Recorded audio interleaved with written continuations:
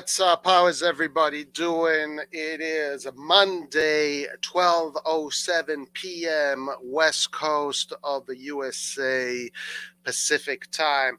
How is everybody doing? Welcome to Tactical Solutions, guys. This is the show where I go over the tactical approach of AC Milan.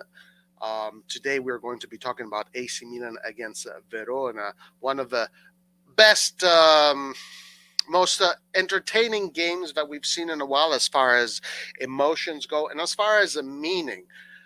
A game that keeps us up there with Napoli, Napoli, a team that just does not want to lose any points. 8 wins out of 8, Napoli, but we are 2 points away. Both us and Napoli, the only two teams with in the 20-point range. So right now we're starting to create our own little group up there, 1 and 2, and hopefully we can keep it that way. But so we're going to be talking mostly about the tactical approach, right? Because this is what this show is about. It's about tactics. It's about football. It's about the tactical, technical aspect of the game, not so much anything else. By the way, what's up, Skillard? How you doing, my friend? How's it going? We got Mustafa in the house, and we got Weezu. How you doing, my man? How's it going? Hopefully everything is fine. We got Joel in the house. Forza Milan, Joel. Forza Milan. We got Youssef. Roy, I heard your renewal is progressing. I did see some reports there too. I saw someone shared, Eastboard actually shared with me an image of a report that they are trying to look at renewing Theo's contract. It's about time. And something that we had spoken about, we had touched about in the previous streams, something that Galliani and Berlusconi, what they used to do in their era, they would renew the players' contracts, during the season. If the player had a great game, they wouldn't even wait a month, a week. They would literally the next day they'd call the agent, they call the player, hey, listen, Berlusconi really likes you. We want to touch up your contract. We'll give you a little this more. We'll add a few more years, and that's how they did it. That's how they did it during the Berlusconi Galliani era. That's how they were able to keep all those players for so many years. But now we kind of took a different approach in these past years, which has cost us a lot. But now with Salamakers, with the voices of Theo Hernandez, it seems like Milan is going to start changing their strategy when it comes to contract renewals, which they really have to do. It's a little bit late, but better now than never. Paul KB, what's up, my man? I missed yesterday's live. Watched a bit of it, though. Roy, were you serious when you said Chiellini should be given the Ballon d'Or? Chiellini could be given the Ballon d'Or. Why not? The guy's had an excellent career. They should start looking at renewing Leao's contract before we get in another Kessie situation. Yeah, I mean, they should honestly start looking at renewing the contract of all the players that are doing well, all these youngsters that are doing well. I mean, okay, Tomori Tonali, you already have them in the bag because they just signed a new contract this year. So Tomori and Tonali are good. Those are AC Milan players. Brahim Diaz is a situation that we don't really own the player. So let's see what happens when these two. Maybe I did read reports that Milan wants to try and seal the deal before these 2 years are over.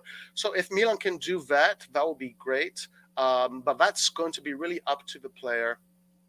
And of course, right now is the best time to do it because Ancelotti does not need Brahim Diaz right now. But in 2 years, it could be another coach, different system. They could want to bring, Madrid could have a total failure of the season, and then they might have pressure from the fans to bring in the champions. How come Brahim Diaz is doing so well at Milan? How come he's not doing that at Madrid? These are the things that we would be saying, right, about our players if we were out on loan. So we got to see what happens with Brahim Diaz. It is very possible that Brahim Diaz might end up leaving, but hey, we have him for these 2 years. Hopefully something good happens and we get to keep him for a long time. But that's the situation with him. Salamakers, we just renewed his contract. Good news. Salamakers only 21, 22. Salamakers, guys, remember that when some of the players that are playing right now, when they were the age of Salamakers, a lot of people in the Milan universe wanted to kick those players out. Calabria. Remember when Calabria was 21? He was on the bench. He wasn't, there was questions about him. Kessie, Leao last year. Look at Leao last year and how negative the things were with Leao. But Salamakers, at the age in which these players were getting a lot of negative feedback, Salamakers is actually doing really good at that age. So now when you want to look at perspective, relativity, I think we have a really good player on our hands. And when he's going to be 23, 24, 25, Salamakers is going to be a very important player for this club. So, we did renew his contract. Of course, we have a situation with Hernandez, Kessie. We'll see what happens with Kessie, guys. We'll see what happens with Kessie. Okay, we have Magnan. We have Magnan secured for a good time. Kjaer wants to renew his contract. So it seems like we're going to be able to renew his contract. Romagnoli, we're going to see what happens with Romagnoli. I have a suspicion Romagnoli will end up in Juve. But we will see. We'll see what happens with Romagnoli. And then who else do we have? Benacer, another player that we really don't know what his future is going to look like, because obviously he is playing really high-level football right now. He has quite a cheap release clause relative to what he is worth. So we got to watch out for it. Maybe if I was AC Milan right now, if I was the management, I would retouch his contract and increase the clause. You know what? I really wish the management was a little bit more aggressive than they are when it comes to these kind of situations.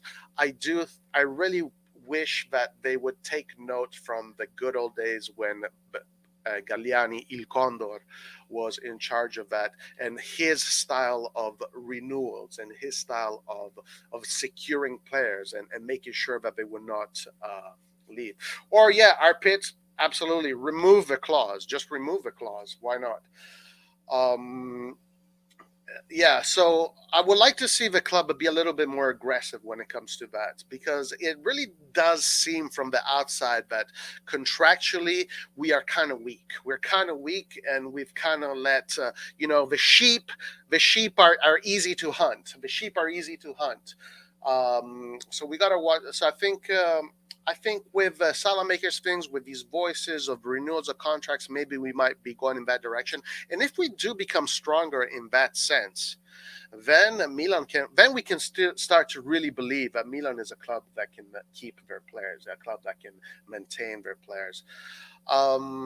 Who else do we have? Let's see if I'm missing someone. Leao, technically last year wasn't bad. He was just being played out of position. Yeah, Leao, another player that this season has been excellent. So another player we've got to watch out for, because I'm sure already this year, guys, imagine this summer. Luckily, the club was very adamant on believing in Leao and keeping him in the squad. But already this summer, there's a lot of reports of offers from England, from other Italian clubs. Leao is hot on the market. He's a prospect. He's one of Portugal's best prospects. So of course, teams are going to be asking. They're going to be knocking on the door. They want to know what he's worth and all that. And I don't think we need to sell Leao. I don't think we need to sell Leao. I don't think we need to sell Salamakers. I don't think we need to sell Theo. I do not want to see Kessie leave. We shouldn't sell Benacer. We shouldn't and sell anybody, guys. Honestly, in our team, I can't really think of many players that we should be selling, because I honestly think that at the age the players are right now, with their trajectory, the perspective of these players, I mean, these are superstars in the making, guys. I mean, we can buy, the superstar of today was Benacer a few years ago. So we don't need to sell our players. We have superstars in our team. We saw our team, a bunch of youngsters that just broke into their respective national teams, dominate Atletico Madrid. We saw them that even though it was their first time ever playing in the Champions League against a huge team like Liverpool, which probably right now Liverpool is the hottest team in Europe, we saw them that they had moments of brilliance, and it was just a matter of conviction, of handling the pressure. We're seeing this young team right now that reached second in the Serie A last season, and right now fighting for the Scudetto. Again, I have said this a million times, guys. I have said this a million times, but you do not see teams of this age do so well. Okay, you do not see teams of this age do so well. It is not normal. It's not a normal situation. It is not a normal situation when you have players that are they're under 21s and they're kicking ass in the Serie A. Okay, like I have never seen this in my. I've been following football all my life. This is the first time in my whole freaking life I have seen a team composed of under 21s be the best team, one of the best teams in the domestic league. So again, we don't need to sell anybody. We have everybody. We have everyone. We just need to fix a few things here. We need to buy. We don't need to sell. We need to buy. So yeah, that's the kind of situation. Let's see what you guys are saying here. Castillo needs to be sold. Milan need to upgrade the right wing, and he's not good enough. Castillo, by the way, guys, Castillo, what a performance! What an inspiring performance, and what a beautiful story! What a beautiful story, Castillo. A player that I think has been treated very poorly and very unfairly, and unfortunately, there's something that I just cannot stand about football fan culture, that there's so much negativity, so many insults, and it's just something that I don't really engage in. And Castello has been on the end of a lot of, let's say, abuse, a lot of abuse. And it was a great story this weekend. He was obviously the headliner of this story of this weekend. His performance was quite inspiring, and he definitely helped Milan get these very three important points. Because guys, if you want to win the Scudetto, guys, you have to beat Verona. If you don't beat Verona, you're not winning the Scudetto. And then we have Bologna. If you want to win the Scudetto, you got to beat Bologna. If you want to win the Scudetto, you got to win Torino. Maybe you can lose against some of the bigger teams, but if you want to win the Scudetto, you don't lose against the smaller teams. So Castello came in good at the right time. All right, guys, let's get into the tactical aspect of this game, because really that's why I do this show, and that's really what I care about. I want to, when I look at football from a coach's perspective, right? I don't look at the ball. I look at everything around the ball. I want to see what's happening. I want to see and then I want to get in the head of the coach. In this case, I want to get in the head of Pioli and see how he's organizing the team. And guys, we have seen in these months, in this new year, how Pioli has created a system that has been absolutely brilliant. A system where there's so much interchange. A system that is reminiscent of total football, but more organized than total football. A little bit more organized than the classic total football. Like it's a Milan. Pioli this season created a machine with many different moving parts, and it's beautiful to see. But guys, there's a big booty. There's a big, big, big booty. We did not see that against Verona. We did not see that against Verona. And now the reasons why, honestly, I mean, I can only guess. And I think it's because of Magnan. Because when Theo Hernandez was not on the pitch, we still saw the team deploy the same tactics. But now that Magnan is off, Milan has reverted to a different set of tactics. They are not playing the same way. And I'll show you guys. I'll show you in a second. Milan has pretty much reverted to a style of play that is pretty traditional. I would say kind of boring, nothing special, basically basic, a very basic way of interpreting football. And unfortunately, I don't know how long Milan will keep on doing this.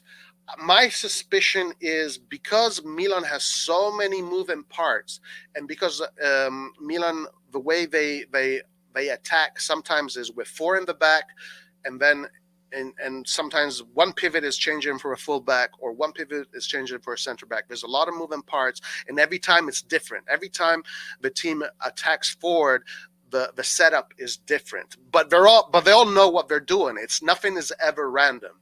Nothing is ever random, but it's always a lot of moving parts happening. And I think because Magnan is not in the picture right now, and because he was, he was the starter of that tactical approach. He was the first one to touch the ball in that tactical approach. In order to make it less confusing for what's his name, for Tatarusano, they have reverted to a very classic way of building, a very traditional way of building, and it is probably the reason why Milan struggled to build from the back as clean as they always do, and they were much more predictable. They were much more predictable.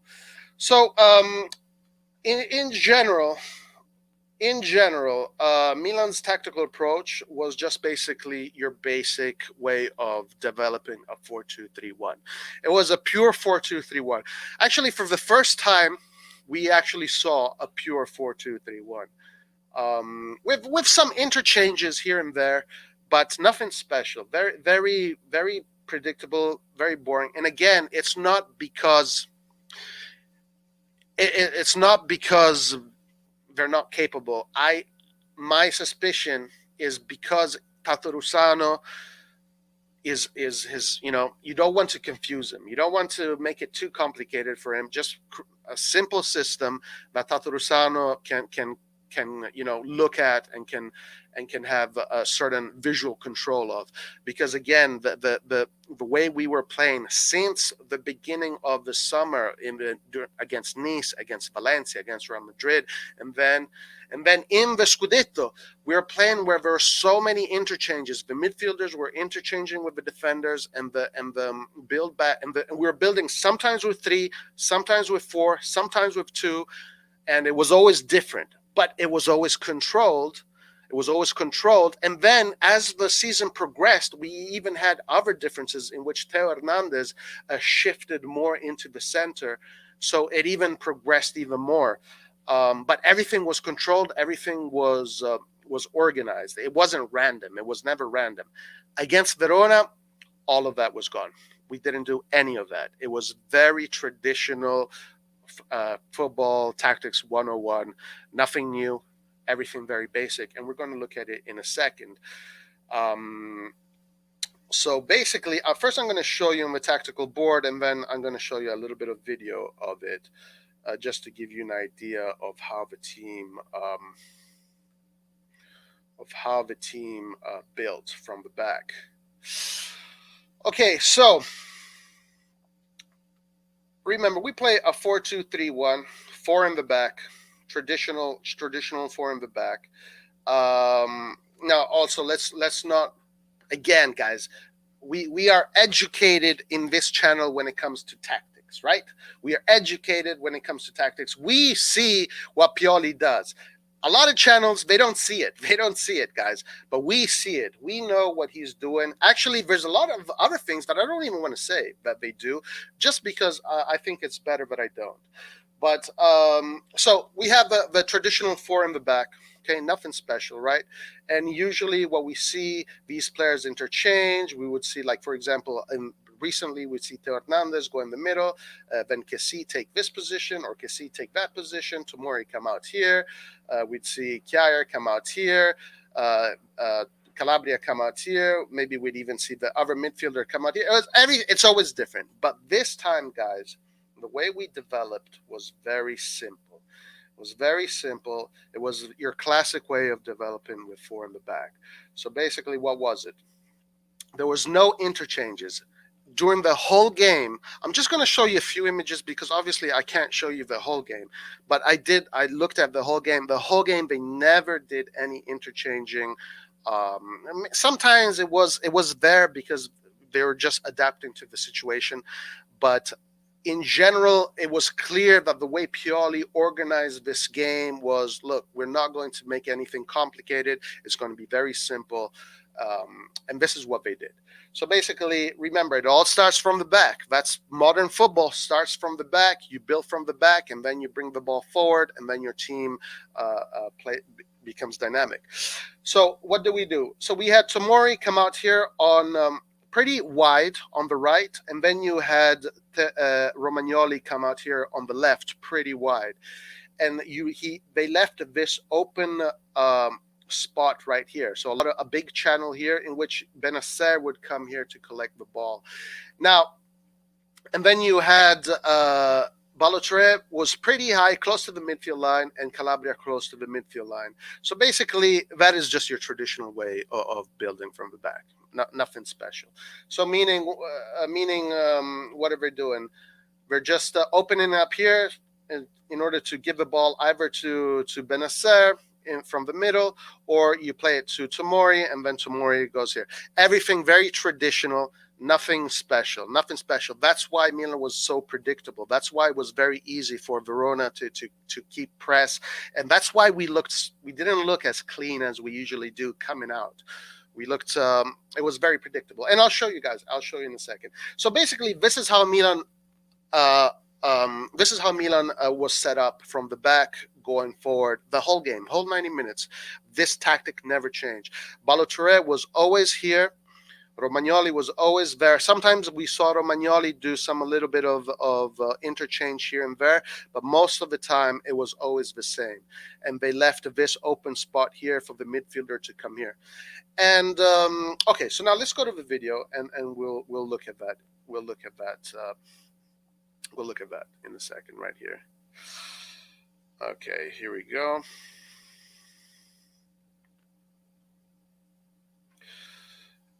Let's see.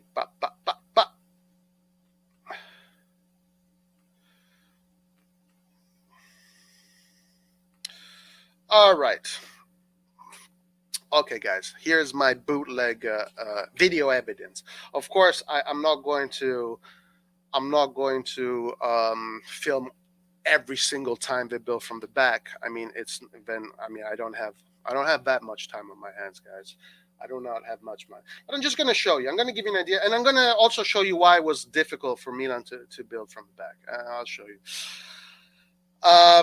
Okay, here we go. All right, so here's an example of Milan building from the back.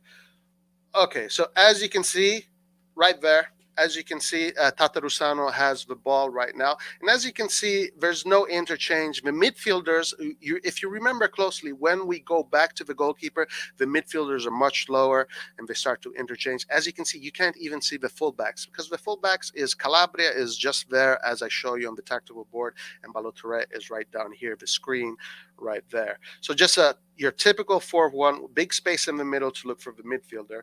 So as you can see, as they're coming back, and right there you see Benacer asking for the ball in this middle. You see Balotelli here, Romagnoli here, Tomori there, and then you have Calabria off the screen out here. Now, the problem is that this way of building, it's more predictable. It's easier to see what's happening. Therefore, Tatarusano is forced to go long, right? But Tatarusano does not have Mike Magnin's feet, so obviously when he goes long, he's not always going to get his player. So he's going to miss the players. So here's another example of building from the back. And again, as you can see, you have the two midfielders here in the back. You see the midfielders, they're not taking positions of the other players. It's just very regular. Calabria right there in the fullback position, Romagnoli off of the screen over here, and Balotelli down here. But this way of building, as you can see, is just very predictable. So it makes it easier for Verona to press the players and follow the play, and which leads Milan to build this way, this kind of long balls into the mix, and then everything is just 50-50, and then you're kind of forced to play like this. So basically, this is why Milan had so much difficulty building out of the box, because of this system that is very easy to read, and it doesn't pose much of a tactical challenge for the other team. So in the first half, coupled with the fact that the team to me looked deflated, a very predictable tactical system. I mean, that's probably why it was so easy for Verona to press us in our own field and win the ball in our own field. Okay, so that was the tactical approach of the game. As far as building from the back, uh, pretty simple way of building from the back. Nothing special, nothing crazy. Now let's see if this continues to go on even against Porto, because guys, if we are going to play this style of football against Porto, guys, it's going to be hard, man. It's going to be difficult. It's going to be difficult if we play this style of football against Porto. It's going to be difficult. They're going to be able to read us easily. I'm not saying that they can just beat us, but I'm just saying it's easy to read the game if this is how we build from the back. It's nothing special like how we usually do.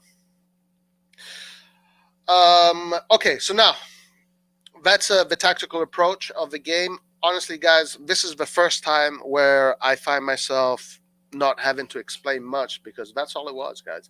The game was like that throughout the whole 90 minutes. Very simple way of building. Tactically, nothing special, nothing crazy.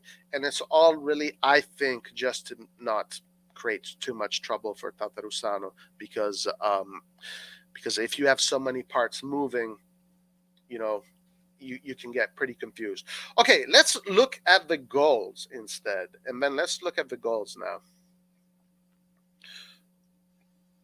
Hold on. Give me 1 second here.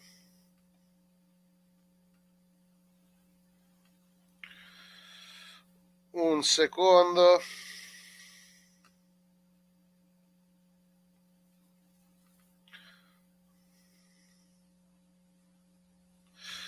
All right.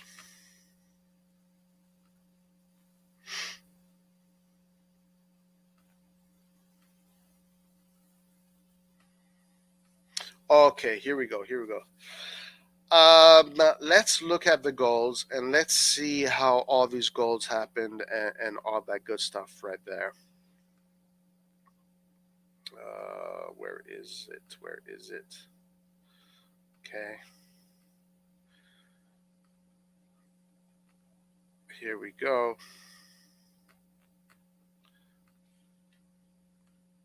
Okay. All right. So let's just do a quick goal analysis of how they happened and all that good stuff. Let's do a nice analysis of that. Okay, so the first goal was, now, honestly, guys, my personal opinion, when I saw this game, I didn't see this game live. I saw it afterwards. So I did not really live the emotions of this game, but I was able to see exactly what happened. Honestly, guys, these goals were kind of random. Like, it wasn't like, okay, sure, it's not because Verona outclassed us. It's because we're playing pretty predictable football. And then the first goal here, guys. Let's look at this first goal that Verona scores right here. So they're building from the middle. As you can see right now, the team is just positioned in a classic.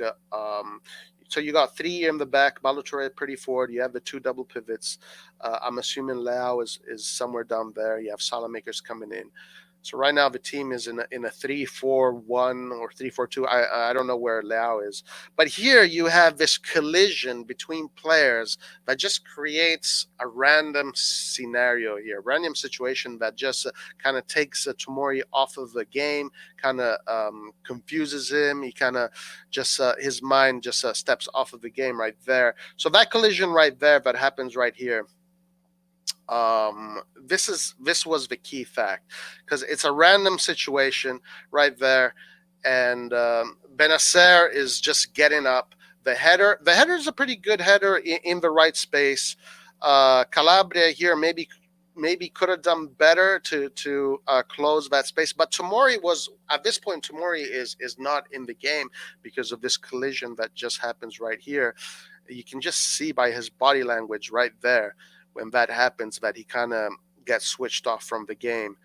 And what happens afterwards is just I mean, it's a good play. It's a good header into space, but I don't know. It's not that crazy. It's kind of random. It's kind of what it is. The shot is pretty central, actually. If you guys look at the shot, it's a pretty central shot right there. Um, uh, if Tatarusano would have saved it, it would have been a great save. But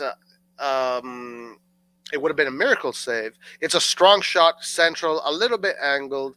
I don't want to put too much blame on Tatarusano there. It's not easy to save those shots. I think someone in the post match said if he had more strength on his arms, he would have saved that. That is possible. Maybe a Mike Magnan would have saved that. But again, this whole situation, the way it just develops, is so random. It's so unorthodox, and it's not like Verona scored an amazing goal here. It was kind of random, a series of events that led to this goal. Okay, and then here we have the penalty, right? So the penalty starts with AC Milan, in which they have pretty much their whole team in Verona's half, right here. And then there's this series of plays, and there's this play here that could have been a foul. Let's see what you guys think. Is this a foul? Let's see. I mean, maybe it is a foul. Right there, he kind of puts his leg. He goes, his thigh hits Benacer's Barak's. What's his name? This name Barak or something. His thigh hits his thigh. He kind of puts his leg in front, puts his shoulder to push him over. I mean, that could be a foul. That could be a foul. And then here you have this pass here that Balotelli too soft. So they attack the ball. So notice that when Verona gets the ball back, you already have Calabria. Really, no, sorry, you have Maldini up here. You have Salamakers right there. You have Giroud right there. Benacer is on the floor. Balotelli is up here. So not a good place to lose the ball, and then gives Verona the front foot to come forward. And here already, it's a 2v2 situation pretty much.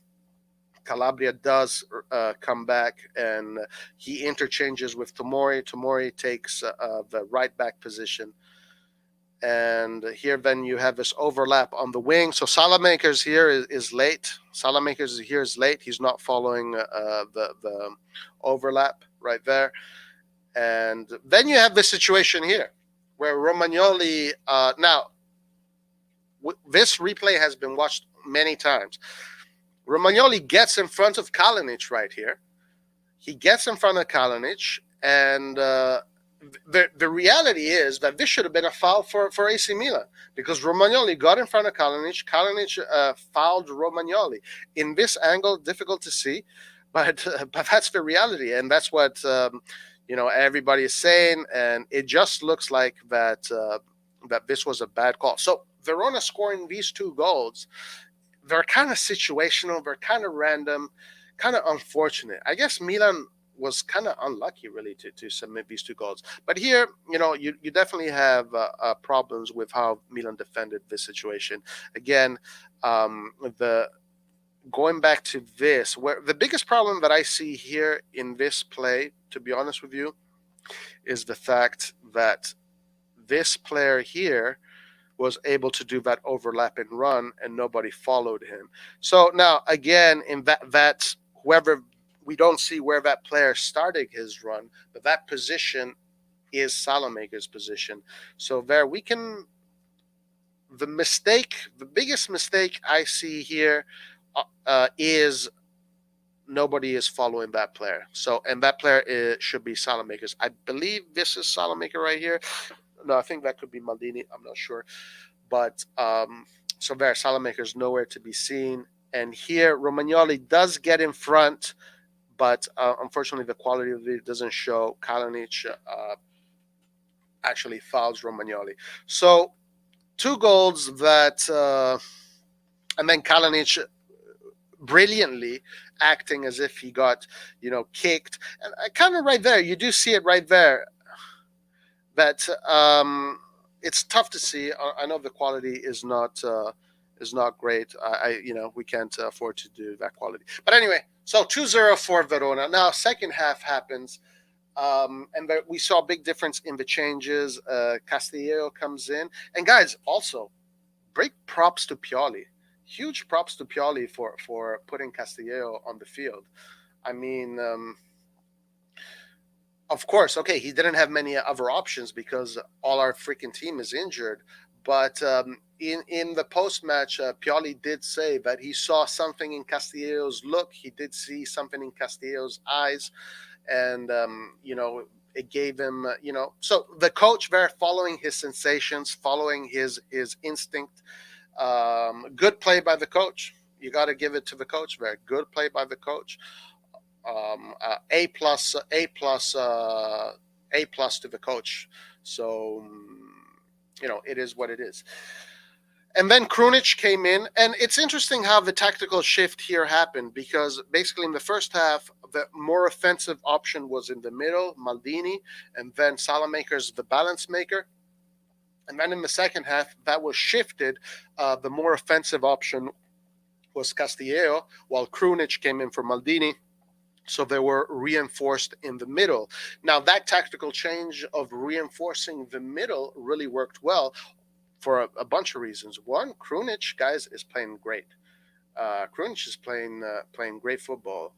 He has developed into a man. Krunic now is a man. In the national team, I heard that he had a really good performance with the national team. I didn't see, but that's what Pellegatti was saying. I usually follow Pellegatti and hear what his analyses of the players, because he follows all the players in the international breaks. And also we saw Krunic in the previous games. In the previous games, when Krunic played, he was always a candidate for man of the match. Sometimes he was, sometimes he wasn't. But Krunic right now has developed into a Serie A player, that is worthy of that AC Milan shirt. Okay, so let's look at these next goals. So, okay, obviously, second half comes in. The coach obviously goes after the players. Hey, we have to step it up. We have to, we have to bring more energy, attack him, bring more energy. And that's the only thing you can do, because tactically, even in the second half, nothing changed. We still developed the same way, kind of boring football, boring way of developing. I mean, boring. It's traditional. That's just the traditional way of building football. But it was the energy, it was the inertia. We had a very inspired performance from Castillo, but Krunic in the middle definitely gave much more he definitely solidified that middle with important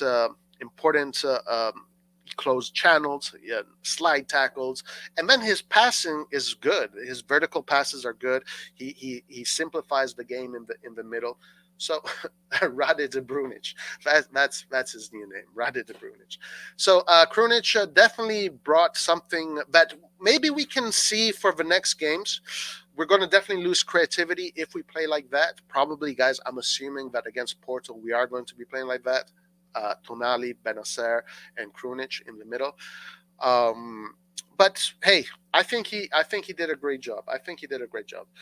Krunic, Dino. And then, guys, obviously, Castillo. What a performance by Castillo. All right, let's keep on looking at this goal. So now the first goal here, before this set of plays, there's a bunch of corners that are happening. So at this point, Milan is attacking, Milan is pushing. Again, nothing special. It doesn't look special. It just looks like Milan is hungry. They know that they're in a bad situation and they want to correct it. We have a great play by Leao coming up right now. So basically, you see, it starts with, this was a corner, by the way. I don't know if I have the whole play here. Let's see. Okay, so basically this was a corner. The ball went too long. Leao chases the ball. He protects the ball with his body really well. Nice dribbling here with the ball, going left, right, just taking the player for a ride right there. And then really good cross in the middle. So let's look at Leao once again. Really good play by Leao, just toying with his defender. So right there, you see, then he comes back, cuts in with the Ronaldo cut, the back heel Ronaldo cut right there. Boom, right there. And then another cut right here. So a series of 2 Ronaldo cuts. This is what we call him in training, a Ronaldo cut. And guys, also look at how he does it. He does it first with one foot and then the other foot. Technically, very good, very good, very good. Look at this. He goes first with his right foot and then with his left foot. Not bad, hey? He first does a Ronaldo cut with his right foot, changes direction, then does another Ronaldo cut with his left foot. Okay? And then he puts a really nice cross in, and then here Giroud. I mean, here, guys, the cross was perfect. I mean, because honestly, I mean, Giroud was in the position. He's marked pretty tightly. Giroud does a good job here of hitting the ball into the side of the net. Impossible for the goalkeeper to get. So not bad. Not bad at all. Not bad at all. Okay, and then here comes the penalty. And you see Benacer here winning the ball winning the ball in the midfield, which is great because at this point in time, Milan was winning the ball from Verona. They were not allowing Verona to come forward. And then you have this good interchange play between Benacer and Krunic right there. Krunic finds a really nice vertical pass right here.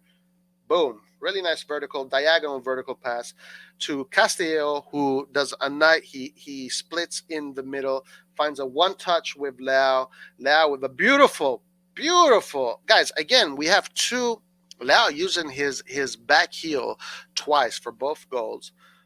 Really beautiful back heel right there. Nutmeg back heel, and then the penalty. Now, honestly, guys, this is my opinion. That penalty was kind of soft, but hey, we'll take it. The play was good. Leading up to the play was good. Let's watch it again.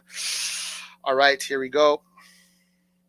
Krunic with the ball to Castillo. Castillo straight to Leao, and then the foul. Soft penalty, in my opinion, but we will take it. All right, and then we keep on going here. Second goal. Now, next goal, it was awesome because it was a really nice play. A really good it developed from the back, so it even starts before this, but we have Romagnoli in the back. Romagnoli to Kessie. Kessie goes to Tomori. Tomori, nice play here, sending the defender, the Verona player away. Then we have Leao with a really beautiful vertical pass right there, finding the maestro, guys. Look at that touch from Ibrahimovic, guys. Look at this touch from Ibrahimovic. By the way, these vertical passes in the middle of the pitch are not easy to do. If you play football, you know that finding a vertical pass in the midfield is not easy to do. So great job by Leao. But guys, look at this touch from Ibrahimovic, man. Woo-wee! Back heel, one touch, straight to Giroud. Now here, I'm not sure whether Giroud touched the ball, but you have the 2 strikers connecting, because at this point Milan was playing with 2 strikers, and you have the 2 strikers connecting. So that was good. Ibrahimovic being unselfish and finding the Giroud. Now there, it could have been either Giroud or the defender that gave the ball to Krunic. Krunic then finds Castillo wide. Castillo looks for the cross. And here, the defender, what is this defender doing? What the hell is this defender doing? Why are you using your right foot to clear the ball? This is really bad football by this defender. He should be using his left foot, not his right foot, and, and a terrible mistake by the defender. Really poor football by that defender. So let's look at it again. Beautiful touch by Ibra. Krunic gets himself on the assist. Krunic involved in both goals, by the way. Krunic involved in the first goal. He was part of the play that led to the goal, led to the penalty, and then Krunic involved in the second goal. And Castillo, both Krunic and Castillo involved in both goals. And then here again, look at this defender. I mean, there's absolutely no excuse for him to And Leao, good Hisham, good call. Leao involved in all the goals, in all three goals. Leao involved in all three goals. But again, guys, let's look at this defender. Like, why would he? I mean, he has the body is there. We have to thank something, someone, whatever you believe in, that this defender decided to clear the ball with his right foot instead of his left foot, because this in football, this is a left foot clear. Um, this is a left foot clearance, not a right foot clearance. And thank God, right there, that's when he should have just gone with his left foot, but he decides to go with his right foot, and he gives us a goal. But anyway, aside from that, AC Milan was pushing Verona, was putting pressure on Verona. So inertia does count. When you push a team and when you just put pressure on them, the team will feel the pressure, and you will pressure a team into making a mistake. So you can say Milan pressured them to make this mistake. And that was the winning goal. And Castillejo gets himself the penalty and the goal. Krunic involved in all goals, and Leao involved in all three goals. So there you go, guys. Unfortunately, again, tactically, very boring game. Very boring game tactically. Nothing special. We've seen it before. This is basic football. They did not do what they usually do as far as interchanging from the back and all that good stuff.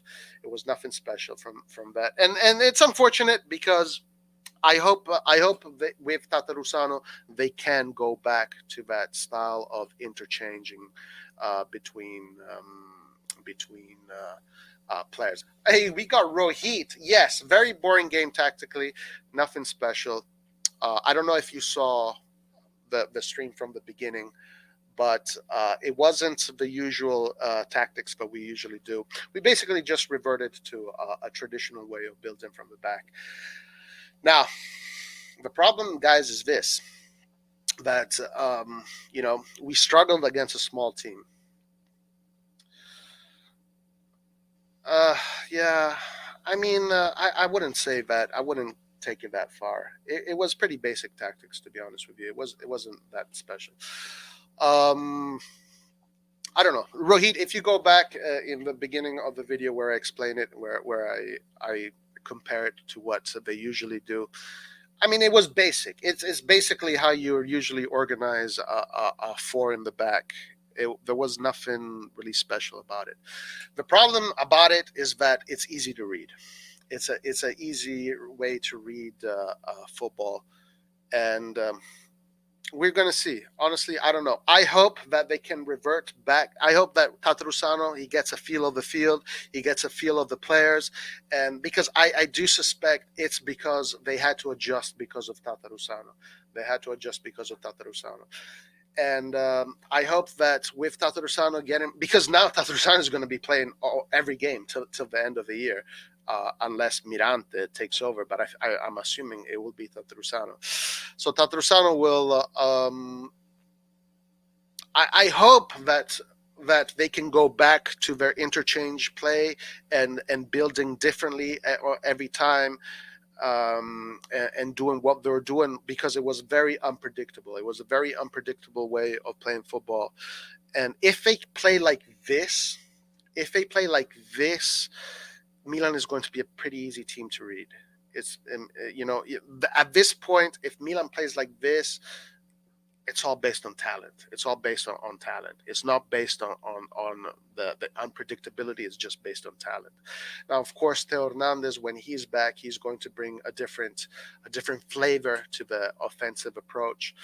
But I hope that they can revert, that with Tatarusano they can revert back to the interchange way of playing. Um, because if they don't, guys, it's going to be a very, very difficult ride. It's going to be a very difficult ride. Um, so yeah, guys, that's pretty much it. That's pretty much how the team is playing right now. Um, am I happy? No, not really. Not really that happy. Um, Not because I think Pioli did the right thing. I think Pioli did. I mean, I guess he read the situation. He reads the trainings. He probably saw in training that Tatarusano he doesn't want to do too many interchanges during the game because he doesn't want to confuse Tatarusano. And I don't see any problem with that. I think that's a good call. I think that's a good call if you don't want to do that. But if Milan keeps on playing this way, guys, it's not going to be an easy ride. It's not going to be an easy ride because if we're struggling against Verona, we're going to struggle a lot against Roma, against Inter, against Porto. And of course, with the players coming in, everything changes. Everything changes. But one of the reasons why Milan has been doing so great is because of this new fluid, dynamic way of building that Pioli has built in these past few months. That has been a big part of the game right now. So, guys, we'll see. We'll see what happens. We can only see. We could only see. All right, let's see what some of you guys are saying. We got Hisham in the house. Mirante has to be very tata escarso, says Saif. Mirante getting the Messias treatment. Medical team take our new players to the dark room and be the fitness of it. I want Zanioli and Sensi in January to complete their team for the hospital league. Yeah. Guys, so, let me know. What do you think? Do you think that Milan can continue playing this way? I mean, my my instinct tells me we're going to see a very difficult games coming up. We're going to see very difficult games. We're not going to be seeing the same Milan that we've seen in these past few weeks. And the biggest issue is Magnan. Not having Magnan there because Magnan is such an important key aspect of the tactical of approach. No. I'm not sounding pessimistic. I'm not sounding pessimistic. This is not pessimism. It's just it's not pessimism, guys. Guys, remember, I look at it from a tactical approach, and I'm looking at what Pioli has to contend with. And I'm sure that Pioli is not that happy either. It's not about being pessimistic. It's just the reality of the situation.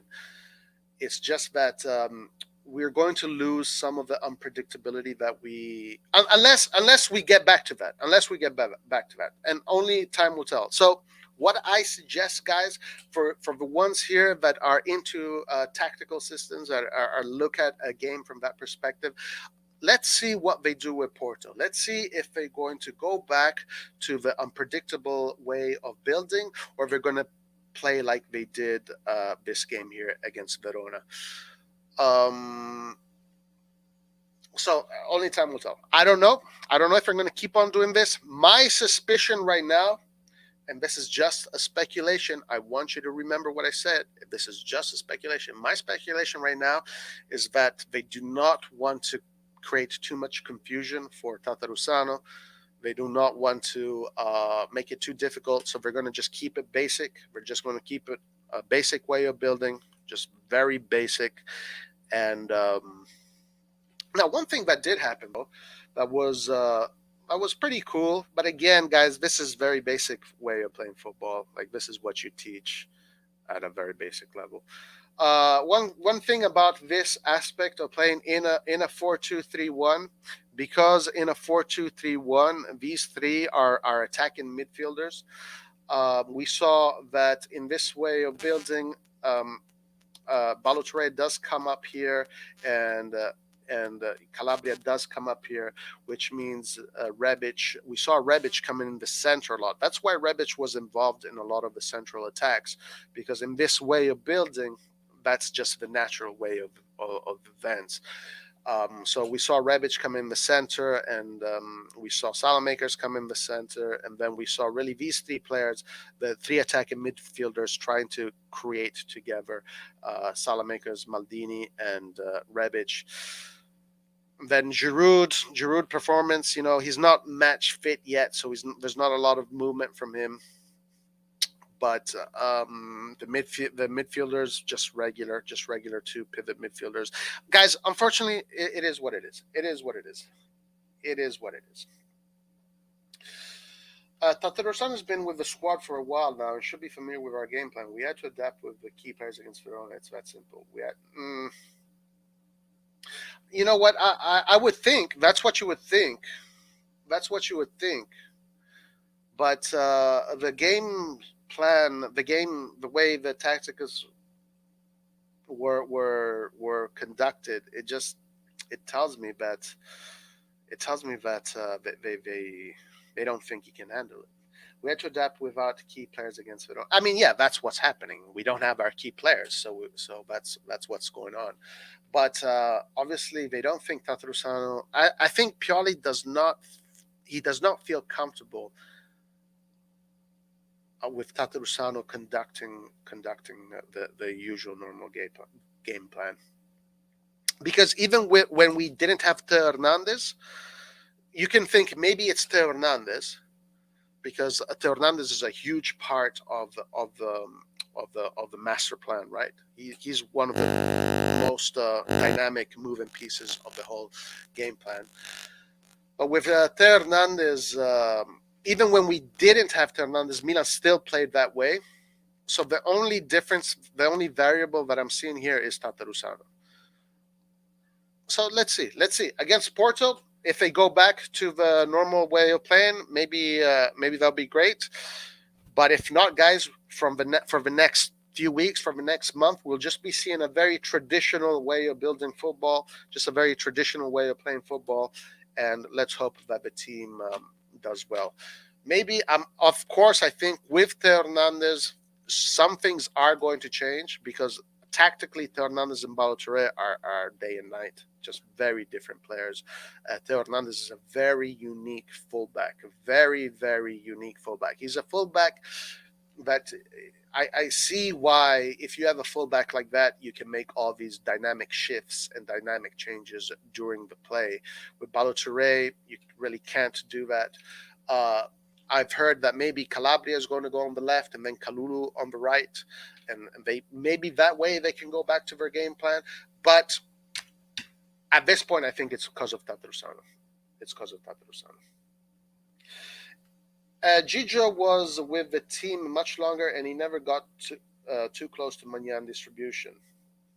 And you know, one thing about that is that when Milan started adopting this new tactical way of building, Magnan was there. Magnan was there from the beginning. Magnan was in the game against Nice. He was in the game against Valencia. And then, of course, we only had Tatarusano in that one game. I don't remember if he did it with Tatarusano too.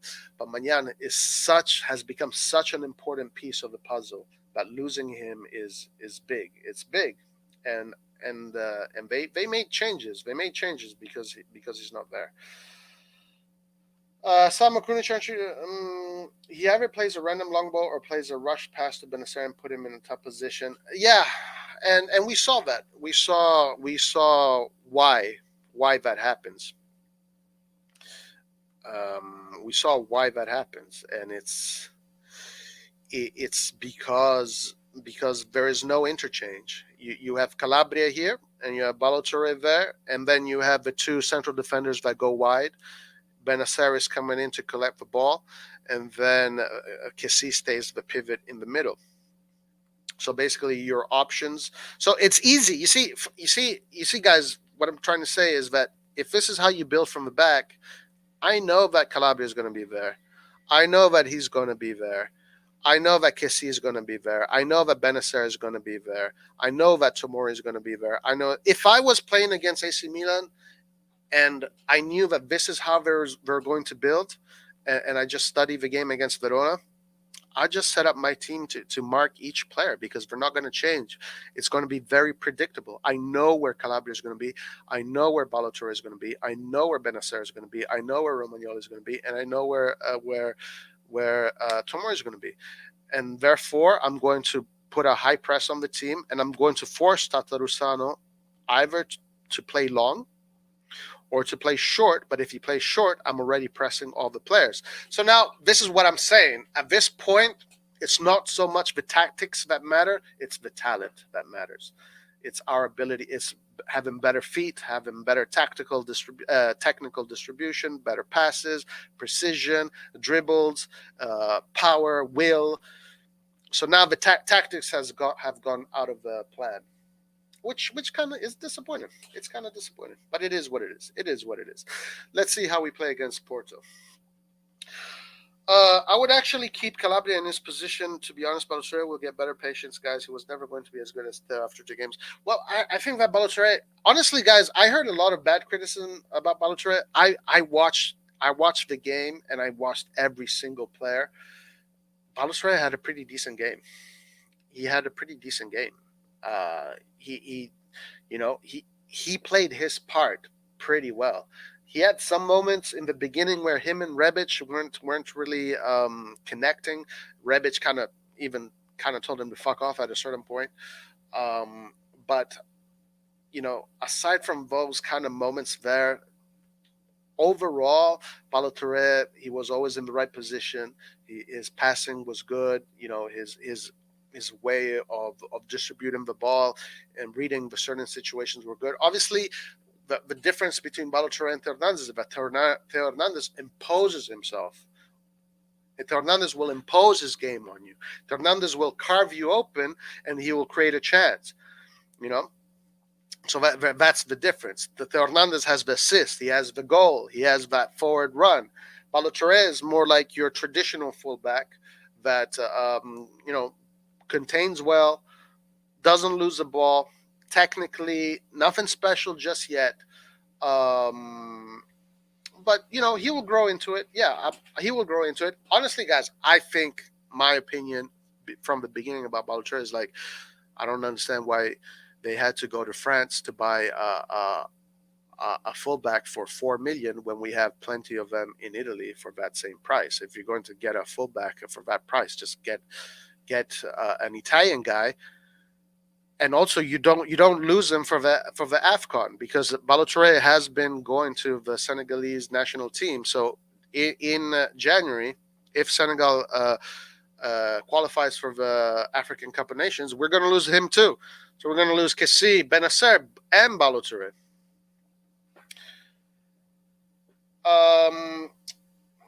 Yeah, Balotelli had that terrible pass. It wasn't that terrible. It wasn't that bad. Modern problems require modern solutions. Time to whip out the almighty 6-1. No need to worry about building an attack when you don't have an attack. All right, guys. Well, that was it, guys. So hopefully you enjoyed that. What I want you guys to do, if you guys really look at tactical systems, if you guys look at football that way, let's do this exercise together. Let's look at how they play against Porto. Let's see if they're going to do their interchange or if they're going to just keep a traditional way of building. So let's see. We'll find out. All right, guys. Thank you very much for joining me today. Forza Milan as always. Love and guys, big game against Porto. It could be the game that decides our fate in the Champions League, because if we lose, it's over. If we lose, it's most likely over. If we win, we might have a chance, but we might also have a chance to end up in the UEFA League, Europa League. We don't really want to do that. What is important to me is the Scudetto. We can win the Scudetto.